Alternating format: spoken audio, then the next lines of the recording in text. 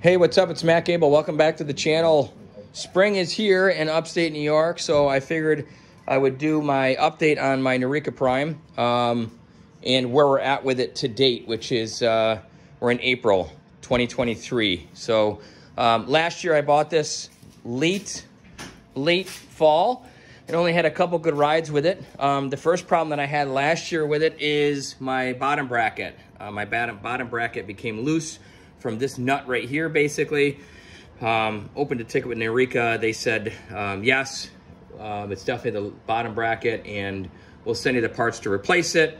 It chewed up my pedal arm here, so they sent me a new one of those and brought it to a repair shop who unfortunately didn't have the right millimeter size wrench or tool for that bottom bracket bolt. So they had to order it. Bike sat there for about two and a half weeks. Fixed it, brought it back to me. So that was my first basic week with this, or rides. Less than 80 miles on the bike, and that happened. So we got that fixed, and then brought it back, went on another ride last year in 2022, and my headset became very, very loose for some reason. I don't know at what point. Maybe it happened prior and I didn't even notice it because I hadn't had much time with it, but the headrest, or headset, I'm sorry, was very loose, and there was a gap down here. So again, opened up a ticket with Nireeka. They took care of it, sent me the parts. I waited until after the winter to fix it, so I brought it to the bike shop probably about 2.5 weeks ago and left it with them. They fixed the headset and put some spacers in there. They said there were some spacers that were missing. A lot of play in it. Shouldn't have been like that, but they fixed it nevertheless. They'd mentioned to me too at that time when I brought it there that they don't typically work on these, on the motors of them, which is, I didn't even think of it at the time when I purchased it, but if I have a motor issue, where would I go? And lo and behold, I got it back.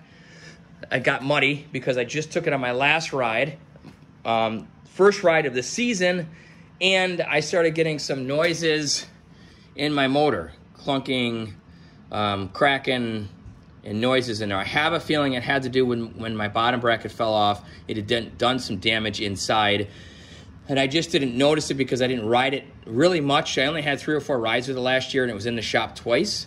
So I opened the ticket again with Nireeka, and they're gonna send me a new motor for this because they did indicate it's still under warranty for a year.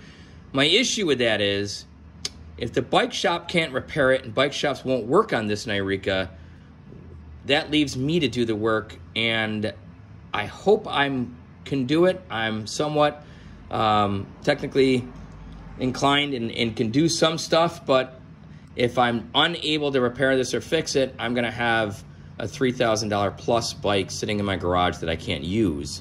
I actually never thought about that when I purchased it. Who would have, right? Like, if you can't do certain repairs on it, bike shops are unwilling or unable to work on it, either because warranty issues or they're not sure that they can do the replacement parts 100%. I don't know, but little late now, right? I got the money invested in this piece. It's not like I can send it back to Nireeka or I can get a refund from Nireeka.